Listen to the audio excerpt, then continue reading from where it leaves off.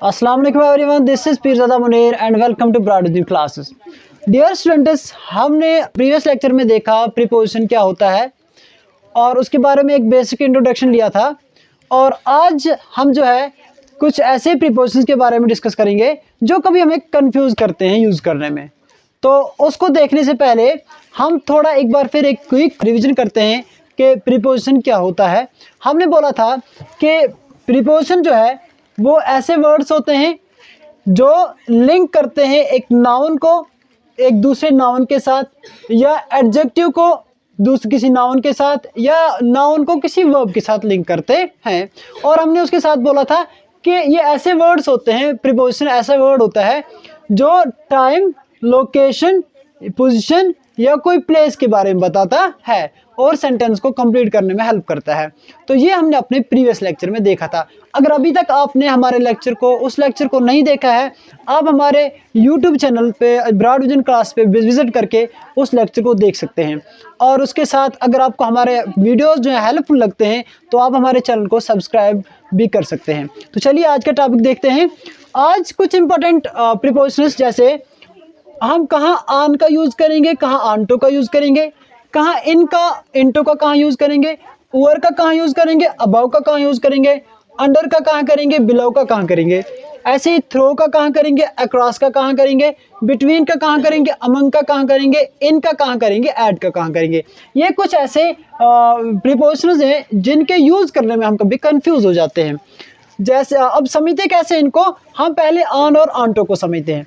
जैसे मैंने एग्जांपल से समझाया है, the cat is jumping on the table. तो क्या है कि कैट जो है वो टेबल के ऊपर जंप कर रही है। और दूसरी सेंटेंस में बोला है the cat jumped on to the table. पहले में ऑन लगाया है, दूसरे में ऑन टू लगाया है। तो इस दैट मीन्स जब अगर फॉर एग्जाम्पल कैट इस टेबल के ऊपर है और टेबल के ऊपर ही वो जंप कर रही है, एट दैट टाइम हम लगाएंगे the cat is jumping on the table. तो यानी कि इसी टेबल के ऊपर जंप कर रही है। लेकिन जब कैट यहाँ पे यानी कि दूसरे सरफेस पे नीचे थी और इसने जंप किया यहाँ से और यहाँ गई, यानी कि यहाँ से इसने जंप करके टेबल के ऊपर चली गई, और उस वक्त हम ऑन टू का यूज़ करेंगे।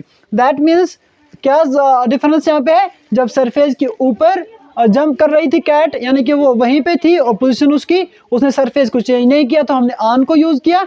और जब सरफेस चेंज किया यानी कि वो पहले नीचे थी, नीचे से उसने जंप किया टेबल के ऊपर, तो हमने ऑन टू का यूज़ किया। तो ये है ऑन और ऑन टू में फ़र्क। दूसरा क्या है, दूसरा इन और इनटू में फ़र्क देखते हैं। क्या फ़र्क है, the students are in the class. एक है the students are in the class, दूसरे में मैंने लिखा है the students are coming into the class. Sentences जो दोनों है ये टू सम एक्सटेंट सिमिलर लग रहे हैं, लेकिन डिफरेंस क्या है, जब हम बोलते हैं the students are in the class, that means वो क्लास में जब बैठे होंगे, जब क्लास में होंगे यानी कि वो इनक्लोज्ड एरिया में होंगे, तो तब हम इन का यूज़ करते हैं। और जब कोई चीज़ मोशन में आ रही है तो एट दैट टाइम हम मोमेंट के वक्त हम इनटू का यूज़ करते हैं। एक और एग्जांपल देते हैं, जैसे मैं कहूँगा ही जंप्ड इनटू द वाटर। उसने जंप किया कहाँ, वाटर में, यानी इस यहाँ पे हमने इनटू का यूज़ किया क्योंकि मोशन दिखा रहा है। और जब अगर मैं ऐसा कहूँगा he was in the water, that means वो पहले वो पानी में था, वो अब वो मोशन, यानी कि जब इनटू का यूज़ किया उस वक्त उसने जो है वाटर में, यानी कि एक सरफेस को छोड़कर वाटर में जंप किया। लेकिन जब इनका यूज़ किया तो वो वाटर ही में था और इनका हमने वहाँ पे मोशन नहीं दिखा रहा है, इनटू जो है मोशन दिखा रहा है। ऐसे ही ये डिफरेंस है इन और इनटू में। उसके बाद हम देखते हैं ओवर और अबव में क्या डिफरेंस है। जैसे the aeroplane is flying over my head, दूसरे में है our house is above sea level.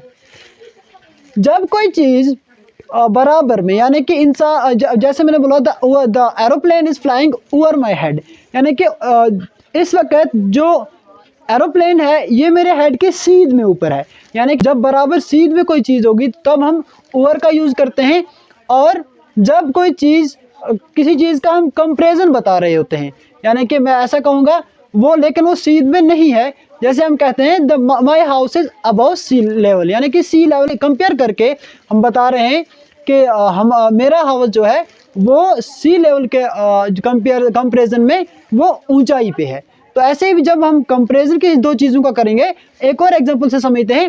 For example यहाँ पे ये टेबल है और ये टेबल है, और यहाँ पे अगर सीध में यहाँ पे एक क्लॉक है, ये क्लॉक इसकी सीध में है, एट दैट टाइम हम इसको कहेंगे the clock is over the table, क्योंकि इसकी सीध में है। लेकिन अगर क्लॉक यहाँ पे है, ये इसकी सीध में नहीं है, उस वक्त हम क्या कहेंगे, the clock is above the table, यानी कि in comparison of table clock जो है ये उससे ऊंची है। तो कंपैरिजन करने के लिए अबव का यूज करते हैं, और जब सीध में ऊपर कोई चीज बतानी हो उस वक्त हम ओवर का यूज करते हैं। तो ये डिफरेंस है ओवर और अबव में। उसके बाद हम देखते हैं अंडर और बिलो, यानी कि अंडर का और बिलो का यूज हम कहाँ करते हैं, इनमें क्या डिफरेंस है। एग्जाम्पल से समझते हैं, the socks are under the table. दूसरे एग्जाम्पल पे क्या है, the table is below the clock. ये टेबल जो है, पहले में हमने बोला the socks are under the table, जब कोई चीज़, या हम ऐसे बोल सकते हैं the socks are under the bed, जब कोई चीज़ बराबर नीचे हो, यानी कि उसके ऊपर से वो दूसरी चीज़ उसको कवर कर रही हो, तो फुल्ली कवर नहीं, हाफ कवर कर रही हो, तो उस वक्त अंडर का हम यूज़ करेंगे। लेकिन अगर कोई चीज़, किसी चीज़ का कंपैरिजन बताना हो कि वो चीज़ इससे नीचे है, लेकिन कंपैरिजन एक हो गया उसके नीचे है तो अंडर, लेकिन इससे नीचे है तो उस वक्त हम बिलो का यूज़ करते हैं। तो ऐसे ही क्या समझते हैं, the socks are under the table, that means जो सॉक्स हैं वो टेबल के नीचे हैं। तो दूसरा है the table is below the clock, यानी कि क्लॉक से नीचे है। सॉक्स जो थे उसके बारे में हमने बोला, सॉक्स जो हैं वो बेड के नीचे हैं, लेकिन टेबल का बोला क्या, टेबल जो है यानी वो क्लॉक के जो है कंपैरिजन में उससे नीचे है। फॉर एग्जाम्पल ये क्लॉक है और इससे नीचे है टेबल, ये इसके बराबर नीचे नहीं है, इसके अंडर नहीं आ रहा है, लेकिन ये इसके कंपैरिजन में टेबल नीचे है, तो हम ऐसे बोल सकते हैं the table is below the clock. तो ये डिफरेंस है अंडर और बिलो में। हाँ, उसके बाद हम एक और जो है प्रीपोजिशन को डिस्कस करते हैं, थ्रू और अक्रॉस में क्या फ़र्क है। क्या फ़र्क है, जैसे एग्जांपल में लिखा है the car moves through the tunnel, दूसरे में बोला है the dogs are running across the street. दो चीज़ें हैं, एक है थ्रू, एक है अक्रॉस। थ्रू तब हम बोलते हैं जब मूवमेंट होता है इन एन इनक्लोज्ड एरिया, यानी किसी एक इनक्लोज्ड एरिया में जब मूवमेंट होता है तो उसको हम बोलते हैं क्या, कोई चीज़ मूव कर रही हो तो हम बोलेंगे थ्रू दैट एरिया, ठीक है।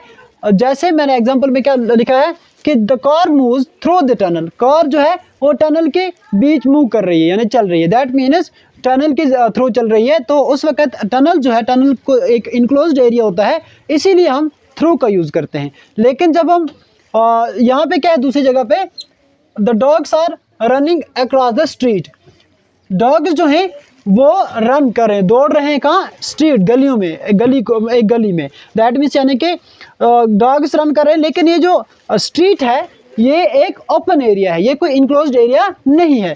तो एनक्लोज्ड ना होने की वजह से एक एनक्लोज्ड एरिया नहीं है, इसीलिए हमने अक्रॉस का यूज़ किया है। या एक और एग्जांपल से समझते हैं, जैसे मैं बोलता हूँ the water reaches to our homes through pipes, जैसे मैंने बोला कि पानी जो है हमारे घरों तक पानी जो है पाइप्स के जरिए पहुंचता है, तो पानी जो पाइप में आता है वो एक इनक्लोज्ड एरिया में आता है, तो उस वक्त हम क्या बोलेंगे, थ्रू का यूज़ करेंगे। अब ये डिफरेंस है थ्रू और अक्रॉस के बीच में।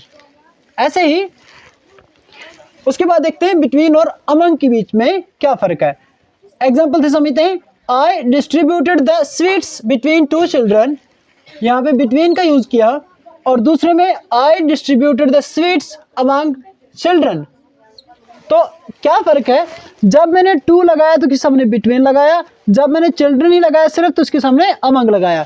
दैट मीन्स कि जब हम सिर्फ दो की बात कर रहे होंगे कि मैंने मिठाई बांटी दो के बीच में, तो दो का जब जिक्र कर रहे होंगे तो हम सिर्फ बिटवीन का यूज़ करते हैं। लेकिन अगर हम दो से ज़्यादा के बारे में बात करेंगे उस वक्त हम अमंग का यूज़ करते हैं। जैसे I distributed the sweets among children, बहुत सारे बच्चे थे उनके बीच में मैंने मिठाई को बांटा, तो एट दैट टाइम हम अमंग का यूज़ करते हैं। दो की बात जब हम करेंगे हम बिटवीन का यूज़ करते हैं। उसके बाद हम इन और एट को देखते हैं। जैसे आई लिव इन श्रीनगर, दूसरे में मैंने लिखा है I live at Lal Chowk in Srinagar. तो क्या फ़र्क है, इन और एट में इन जो है ये एक बड़े एरिया की बात करता है और एट जो है ये एक पॉइंट की बात करता है। मैंने बोला I live in Srinagar, that means Srinagar एक बड़ा एरिया है। लेकिन अगर मैं इसके बारे में बोलूँगा, किसी एक पॉइंट को स्पेसिफाई करूँगा, जैसे मैंने दूसरे सेंटेंस में क्या लिखा हुआ है, I live at Lal Chowk in Srinagar, that means at Lal Chowk. Lal Chowk एक श्रीनगर में एक स्पेसिफिक पॉइंट है, तो वहाँ का जब जिक्र हमने एक पॉइंट का बोला तो एट लाल चौक, और उसके फिर किस में, इन श्रीनगर, तो इन लगता है किसके, बड़े एरिया के साथ, और एक पॉइंट दिखाने के लिए जो है एट लगता है। या हम दूसरी बात, जैसे हम कहेंगे I am in the class, तो उस वक्त इन लगाया। लेकिन अगर मैं ऐसा बोलूँगा I am at the door of the class, तो उस वक्त डोर जो है क्लास में एक स्पेसिफिक पॉइंट है, तो स्पेसिफिक पॉइंट बताने के लिए एट लगाया है। तो यही पॉइंट जो है स्पेसिफिक पॉइंट दिखाने के लिए हम एट का यूज़ करते हैं, और पूरे एरिया को दिखाने के लिए हम इन का यूज़ करते हैं। तो यही थे कुछ इंपॉर्टेंट ऐसे प्रीपोजिशंस जिनको लेकर हम कभी कंफ्यूज हो जाते हैं, तो वो हमने डिस्कस किए। आई होप ये लेक्चर आपको समझ आया होगा। तो आने वाले अपने लेक्चर में हम जो है बाकी पार्ट्स ऑफ स्पीच को डिस्कस करेंगे। Thank you.